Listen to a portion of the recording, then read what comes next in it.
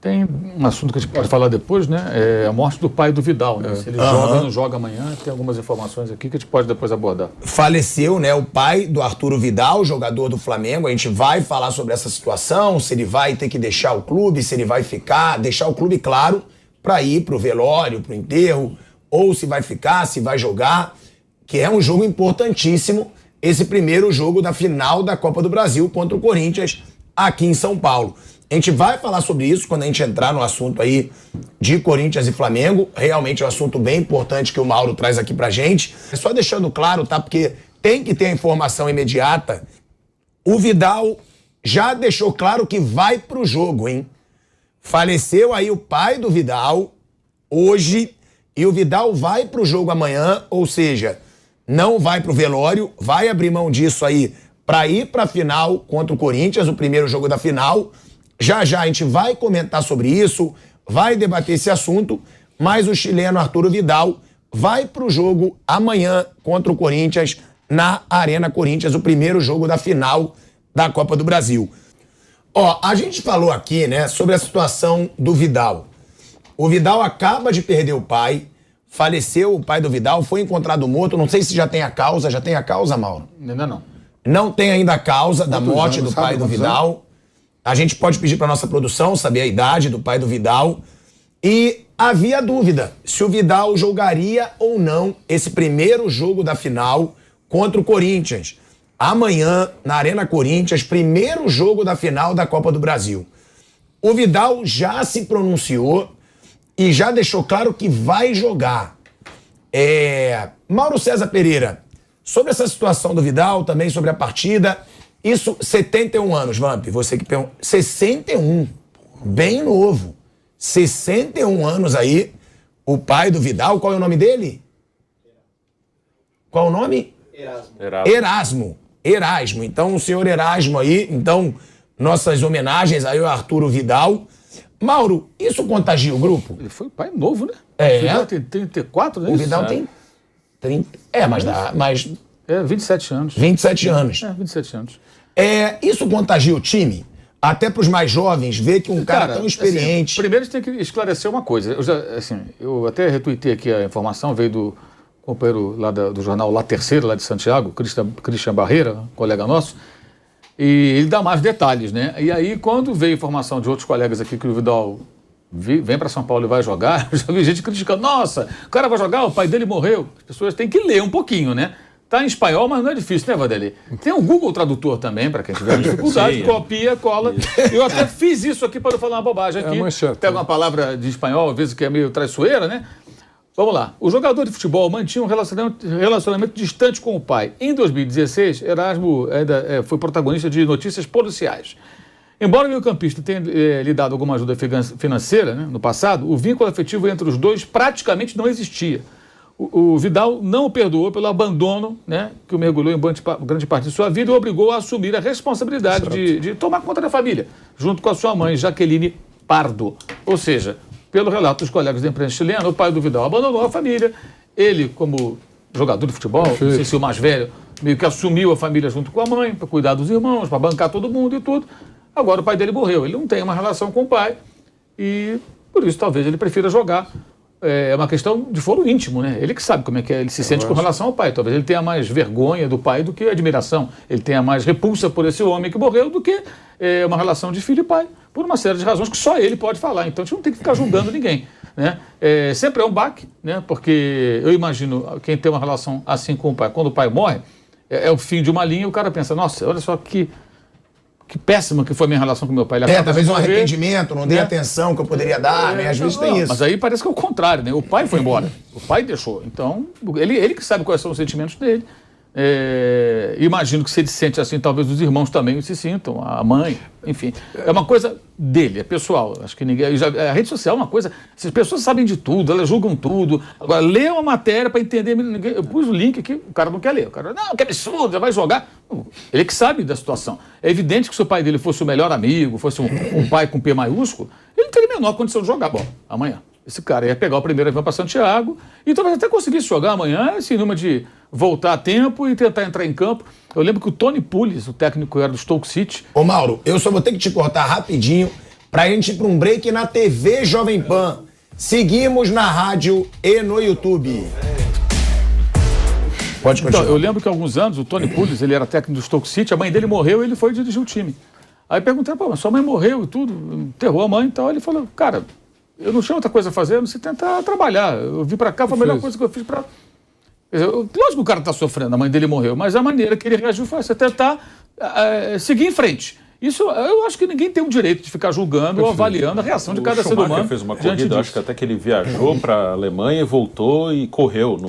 Também morreu o pai ou a mãe dele. Eu conheço pessoas próximas que têm ótima relação com mãe, com pai, e com o falecimento da mãe, no mesmo dia a pessoa foi trabalhar à noite.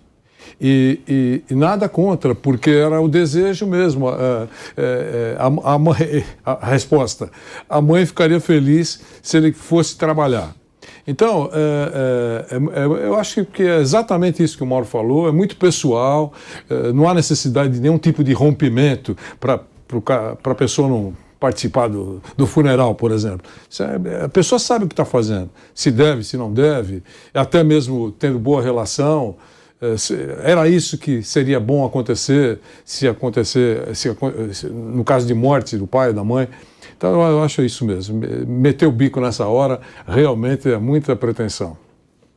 Ó, tem essa situação aí do Vidal, tem muito mais coisa pra gente falar sobre esse Corinthians e Flamengo, mas realmente eu concordo com o Mauro. Eu acho que se fosse aquela relação de pai, não tem como você não viajar, não tem como você não fazer, e também não é da nossa conta. Né? Não é da nossa conta, se ele deve, se ele não deve jogar, é algo muito pessoal, é algo muito de sentimento, mas eu acho que dá uma contagiada sim nos outros jogadores. Porra, esse cara perdeu o pai, ele tá indo pro jogo, ele quer jogar, ele quer ir pra essa final, então eu acho que isso pode ser importante até pra uma molecada.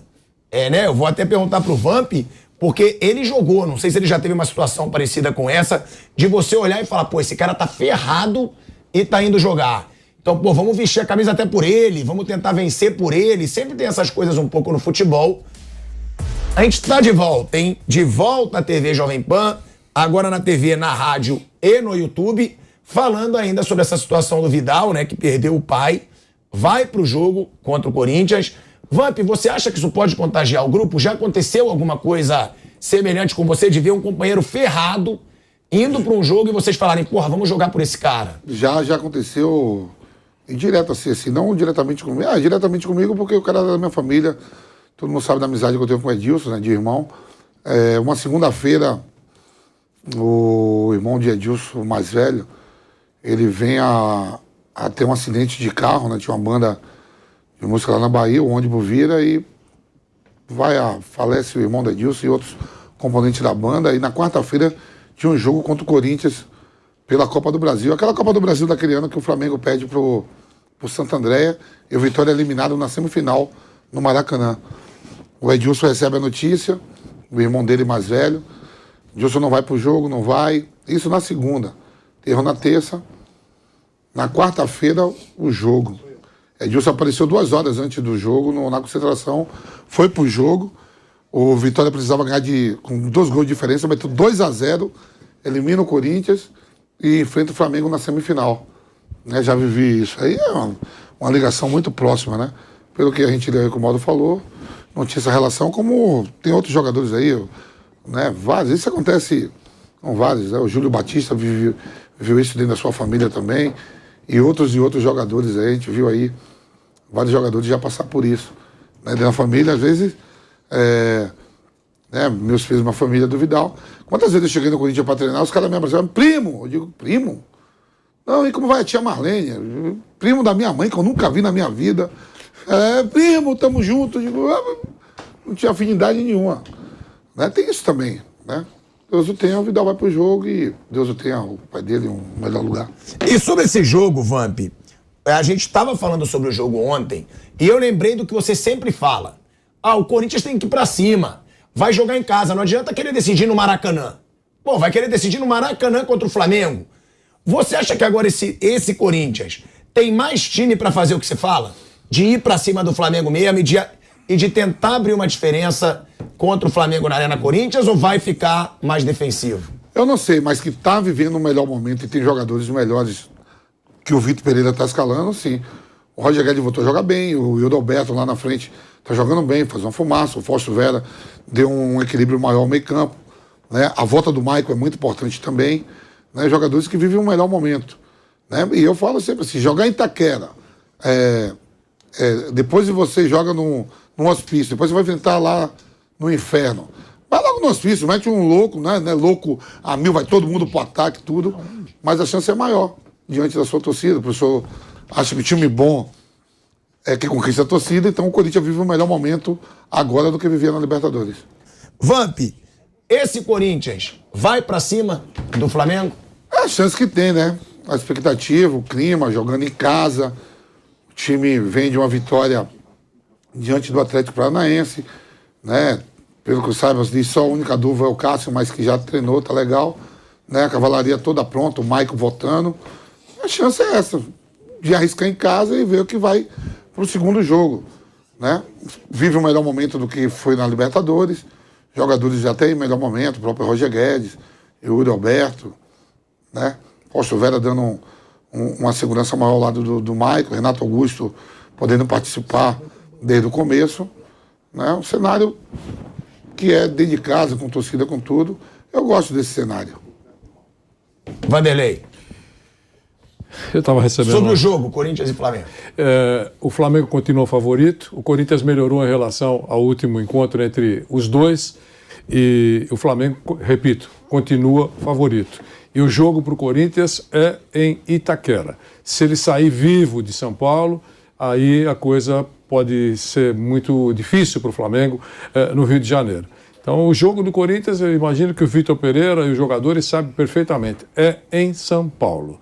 E está melhor do que na última vez que teve o Flamengo pela frente. Portanto, todos os ingressos vendidos, o árbitro já é conhecido, de Santa Catarina, e o professor Porcari já informa que ele bateu no braço, ele marca pênalti. Essa tem sido a caminhada dele nos últimos tempos. Mas ninguém pode chiar dele, né? Porque ele apitou 3 jogos do Corinthians, ele apitou 37 partidas pela CBF. Nos 3 jogos que ele foi o árbitro em jogos do Corinthians, o Corinthians não perdeu. E apitou 3 jogos do Flamengo. E nos 3 jogos que ele foi o árbitro, o Flamengo não perdeu. Portanto, nenhuma chiadeira para cima do árbitro e ele vai ganhar R$11 mil livres nesse primeiro jogo. Asmar. Bruno e Mauro César Pereira, como chegam os dois times para essa final? É Flamengo e Corinthians. É quem vocês acham que chega no melhor momento para a final da Copa do Brasil? O Flamengo é melhor, né? O Flamengo é o favorito, é melhor que o Corinthians. Até o momento? Você acha o momento do Flamengo melhor que o do Corinthians? Eu acho que assim, se pegar só momentos, desconsiderando o potencial dos times, eu acho que tá parecido. Acho que nenhum dos dois está jogando no seu máximo. É que o Corinthians, ele teve uma melhora nos últimos meses em relação ao próprio Corinthians. O Corinthians que jogou com o Flamengo na Libertadores há alguns meses era um time menos consolidado do que o time atual. Agora o Vitor Pereira conseguiu encontrar uma formação, tá dando sequência. O Yuri Alberto chegou, se adaptou e é um jogador que acho que acrescentou ao Corinthians. O Balbuena foi outro que chegou no meio do ano, o Fausto Vera, as contusões diminuíram. Então o Corinthians melhorou em relação ao próprio Corinthians. Mas eu acho que ainda há uma distância, sim, de Flamengo para Corinthians. O Flamengo é o favorito na decisão. Acho que houve uma melhora do Corinthians em relação a ele mesmo, assim, da Libertadores para cá. Então pode ser um confronto mais duro do que foi na Libertadores. Mas o Flamengo continua favorito. O time do Flamengo é superior ao time do Corinthians. Mauro. Eu concordo 100% com o que disse o Bruno. Acho que assim, a referência do Corinthians é o próprio Corinthians, ele me parece o time melhor, mas não no nível do Flamengo.